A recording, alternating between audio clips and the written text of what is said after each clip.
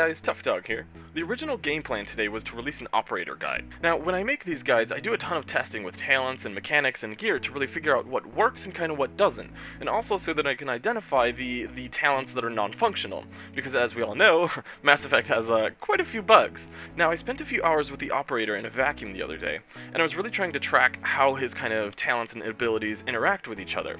And while doing this, I actually ended up discovering that a lot of his talents are non-functional, and a few that do work, they don't work the way that they suggest they do.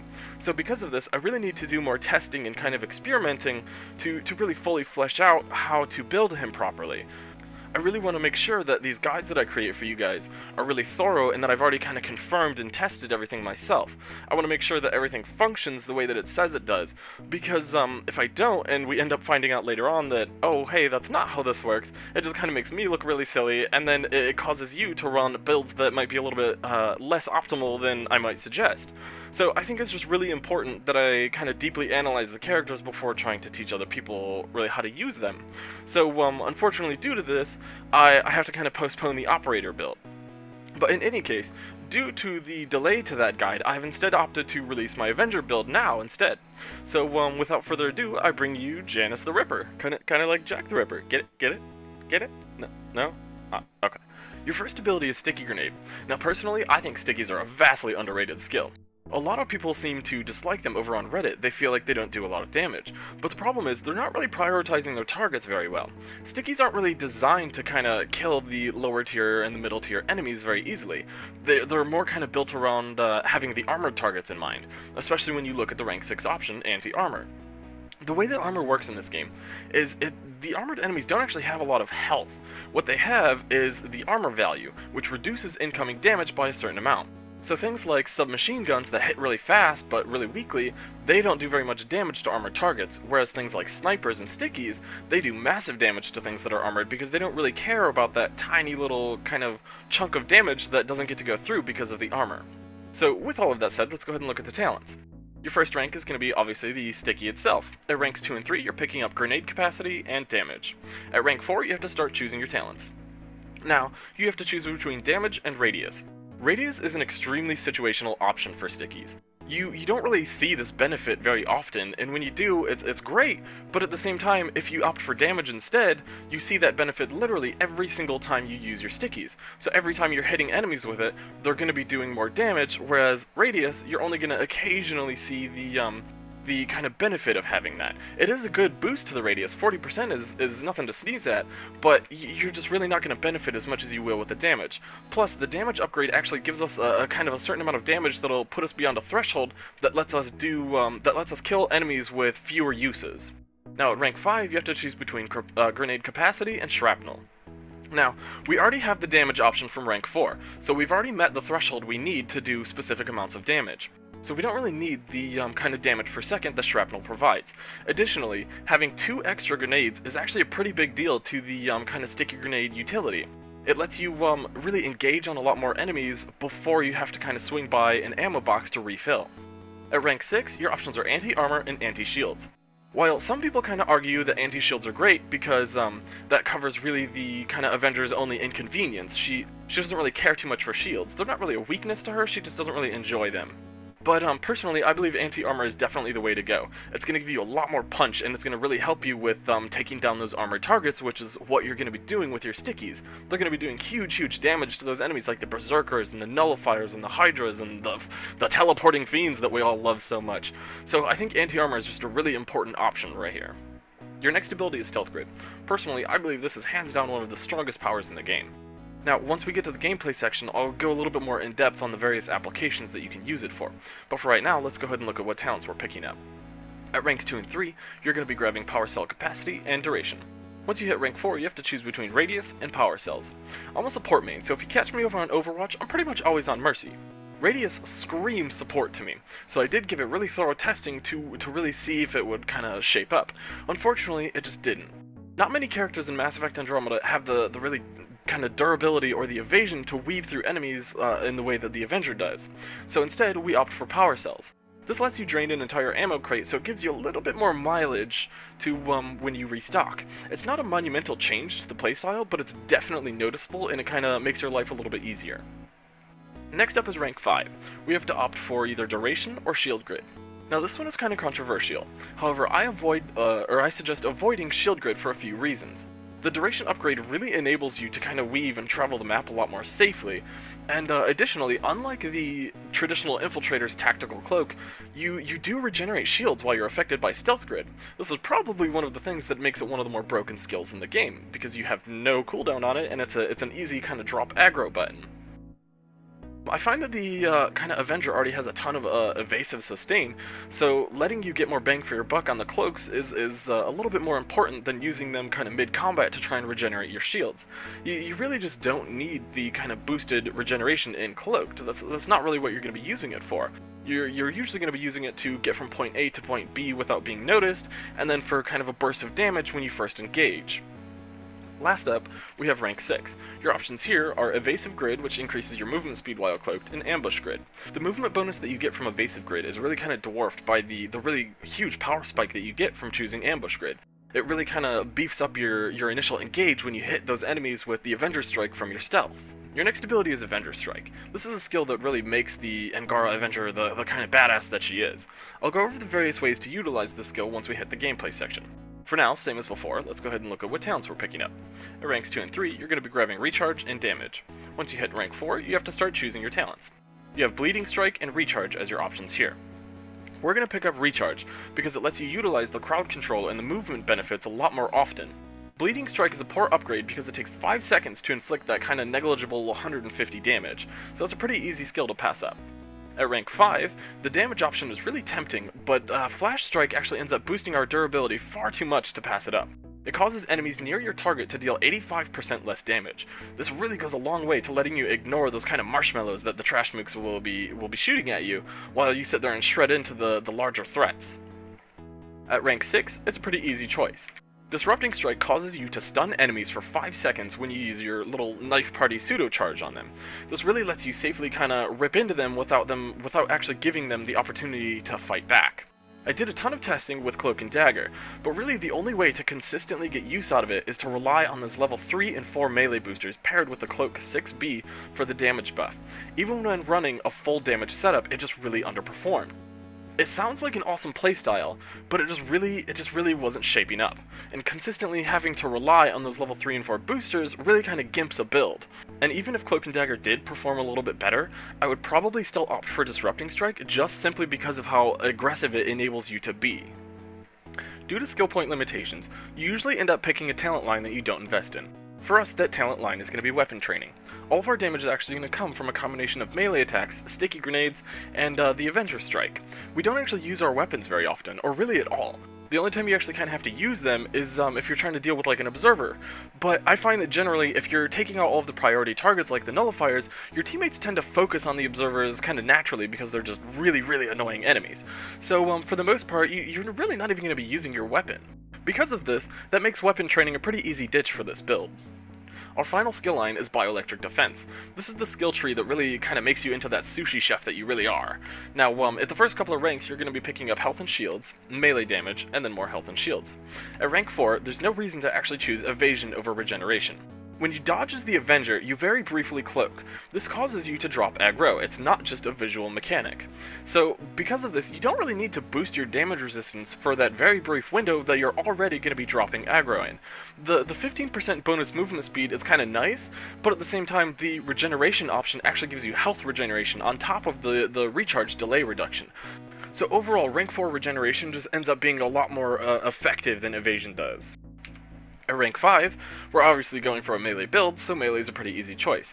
Additionally, you can actually already carry 4 of both your stickies and your grids, so you don't need to increase your carry capacity for either of those because you're not going to be able to top off when you hit a fresh ammo box, so it doesn't really do much for you. At rank 6, this is a pretty easy choice, actually. I've spent a lot of time kind of testing back and forth, and Bioelectric Ward sounds like a really nice skill in practice, but it doesn't really do much for the actual playstyle. You already have a ton of evasive sustain, and to really bring out the strength in the melee playstyle with the Avenger, you really need to choose close quarters momentum.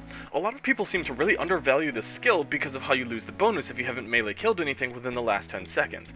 In application, however, I've actually found that this really helps helps you meet those threshold kind of damage peaks that make the difference between an enemy actually dying and the enemy surviving with a sliver of health left, kind of forcing you to waste time and hit it again. Once we get to the gameplay section, I'll show you some examples. Since the build is based around the Avenger Strike and melee, you want to make sure that you have that shotgun melee optimizer mod.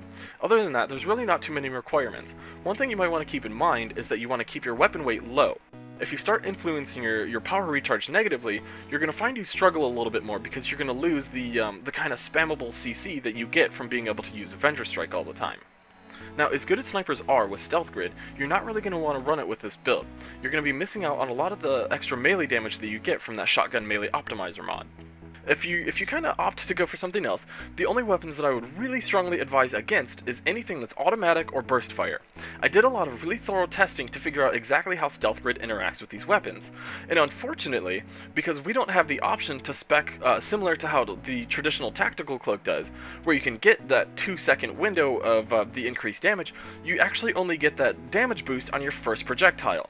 What this means is that those automatic and burst fire weapons aren't even going to really see a damage increase from your cloak. They're only going to get that damage buff on the first projectile. And since automatic and burst fire weapons typically do low damage per projectile, but do a lot of damage because they hit quickly, that means that you're not actually going to see any increase in your total damage output.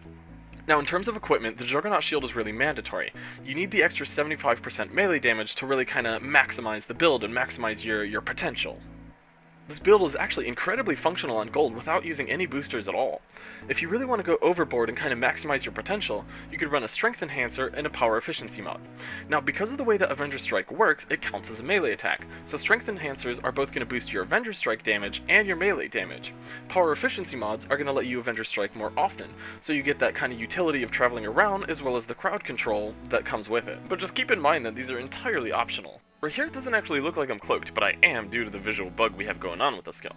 Now, as you saw, I open up with some really poorly aimed stickies, and then I follow up with the device. After that, I jump over to the other nullifier. Once I get on him, you can really see just how much damage you actually have. Right here, I cloak in the air and then I engage on the Berserker. I throw some stickies to deal with all the trash mobs and then I go in for a melee. I underestimate my own damage and the stickies actually end up finishing him off, so instead I shift my attention to the Anarchist. Take note of how afterwards I swipe by the ammo crate. When you're playing the Avenger like this, you really have to get into a habit of anytime you're near one, you just might as well pick up the power cells while you're there. If you don't, you'll find that the playstyle really kind of suffers. Now, there is a kind of pesky bug where when a teammate goes down, it disables your melee. Bioware said they patched it, but unfortunately they actually didn't. That's why you see me immediately stop attacking the dog to go for the res, when normally I would have killed the dog first and then gone for the res because you only needed one more hit. Anytime you use a skill, it'll remove the kind of disabling effect of the bug. So whenever this happens, just kind of throw a sticky or pop a stealth grid and you'll be fine. Now right here you get to see how easily the Avenger can actually 1v1 Hydras and all different sorts of the more threatening enemies. You can really just dodge any of their attacks. I don't always make good choices, so you see me take a couple hits that I don't really need to take, but for the most part it's pretty easy to fight them. Whenever they go for their sync kill, you can just use your Avenger Strike again, or you can back dodge out of the way. And as you saw, I usually open the fight by throwing a couple of stickies. I have no idea what happens at the end of it and why it gets all bouncy, but it does, so hey. Just as a quick note, the damage from stickies is actually completely unaffected by using Stealth Grid. I often stealth before I throw my stickies, not because I'm trying to get a damage boost, but because when enemies aren't looking at you, they tend not to move as much, so it makes targeting a little bit easier. There's actually a bunch of different ways that you can use Avenger Strike. Because we have Disrupting Strike, it makes it really great for stripping shields. It's also an incredible skill for getting you around the map really quickly. And your main use for it is going to be for the CC that it provides. That stun really lets you get a lot of free kills. The last really important way to use Avenger Strike is to dodge specific attacks by utilizing the invulnerability frames that it provides. Another really interesting thing to keep in mind is that power cells double dip. So if you use all of your stealth grids and all of your sticky grenades, it still only takes you 4 power cells from any ammo crate in order to top off both. You'll always grab however many you need most of. So if you used 4 sticky grenades and 2 stealth grids, you're still going to take 4 ammo from the box. I use Avenger Strike to quickly close in on a down teammate. Another ally gets there first. So instead, I just use Stealth Grid, that way they have a little bit more protection during the res. Right here's another great example of how the bonus armor damage on the Avenger melee really lets you kind of rip through those targets.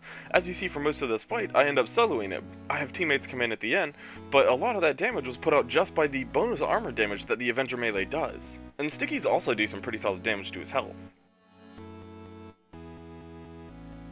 This clip starts with the nullifier blocking the door to the device objective, so I use Avenger Strike to get behind him. I go knock out the objective, and then I return and finish off the nullifier.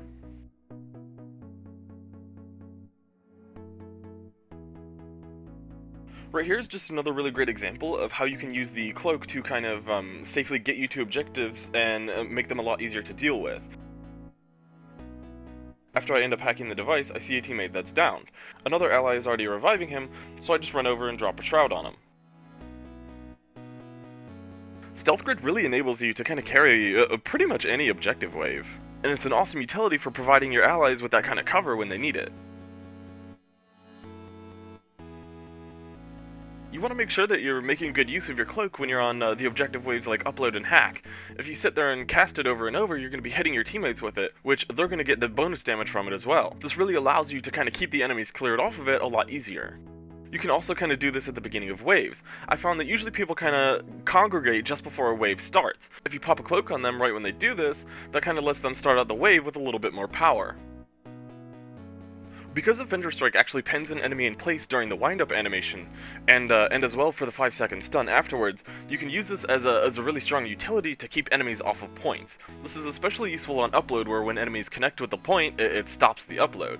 So not only does that stun help you get the free easy kills, it also really helps with the objective waves.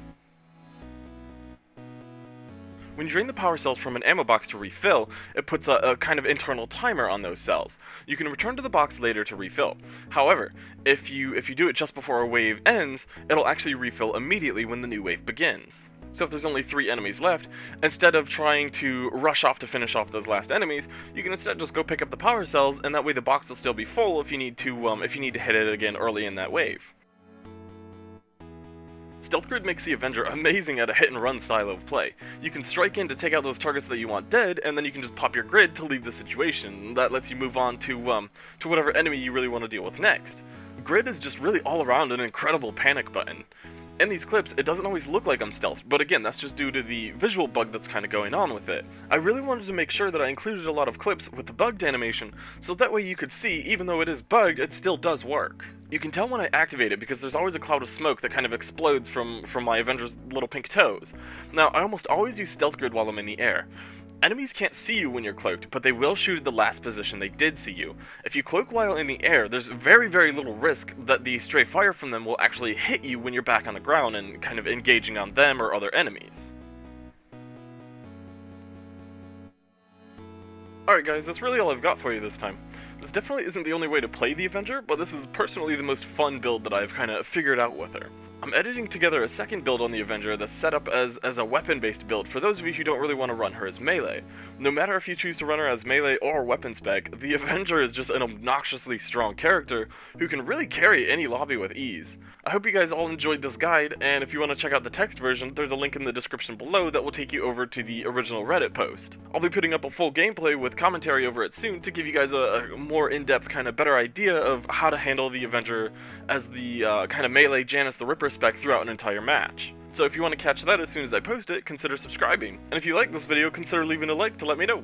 Thanks for watching guys, I'll catch you next time.